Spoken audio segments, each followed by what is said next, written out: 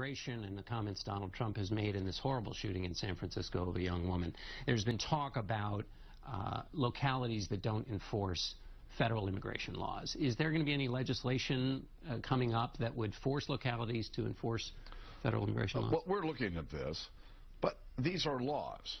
They are on the books. They are required to be enforced. There's no ifs, ands, or buts here. And the fact is that some cities have decided to ignore the law. It is wrong. It's flat out wrong.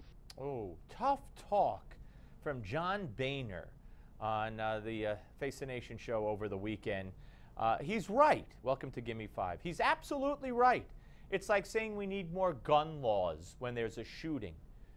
There are 20,000 gun laws. We don't prosecute those who violate the current gun laws. And you know, these murderers, for the most part, don't get these guns legally in the first place. So you know, talking about is the federal government going to pass more laws? There are already laws that aren't being followed. Now, I don't know, on this particular case, I don't know what John Boehner could do about that. Nobody does anything about it. But I'll tell you one thing, if John Boehner could do something about it, you know how much confidence I have that John Boehner would do something about it? That's the confidence level, because John Boehner does nothing about nothing. What he's good at is punishing Republicans who dare take a conservative stand against his rhino form of Republican leadership. What a disgrace the Republican leadership has become. Here's more from this interview. But what those cities would say, and what others would say, is, you know, they're overrun because there's been no federal answer to the immigration problem. The Senate passed a bill, came over to the House, and House leaders didn't do anything on immigration all of last year. So nothing's been done at the federal level, and they're overrun by that. Oh, they're overrun by it, so they let murderers onto the street without calling up the federal government, who wanted to call and say, hey, take this guy. It's the Republicans' fault, just like Barack Obama through Josh Earnest said all along. That woman in San Francisco was killed because it's the Republicans' fault. This is a disgrace. Here's more. I've been trying to do immigration reform for 4 years.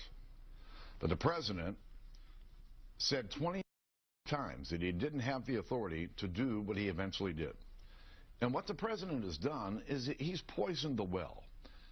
He's stirred up the American people in such a way that it would almost be impossible to do immigration reform given the environment that we're dealing with. I want to do immigration reform, and the president knows it. All right, you know what?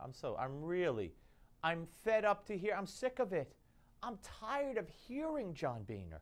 I'm tired of listening to Mitch McConnell, who crawls out of a hole every so often to weigh in like the Iran deal was signed. There was Mitch McConnell, just when you'd expect him to be there, saying just what you'd expect him to do. When these people ran for re-election, they promised us, they promised the American public they would pass bill after bill. If they took the Senate and the House, bill after bill, and put it on Obama's desk and let him sign them or veto them. Where are the bills?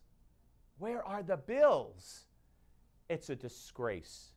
Here's some more. I asked the president about a year ago. Gave him some ideas about things that should happen if he wanted to do immigration reform, and some things that he shouldn't do. Well, the president didn't take my advice, and he doubled down on these executive orders that, frankly, far exceeded his authority, and the courts have got him stopped. But he's really poisoned the well. All right. First of all, here's the thing. Didn't Boehner sue over, did that ever go through even, over the immigration executive order that Boehner and scholars testified before Congress saying it was illegal, it was unconstitutional. Obama himself said it was unconstitutional. You've now had courts that said it was unconstitutional. At that point, if you think the president's breaking the law and is subverting the Constitution of the United States, you know what you do? If you're the leader of the House and the leader of the Senate, you start impeachment. You don't go on talk shows and say the president's basically a criminal, breaking the law and subverting the Constitution. But they don't have it in them. Have a good night.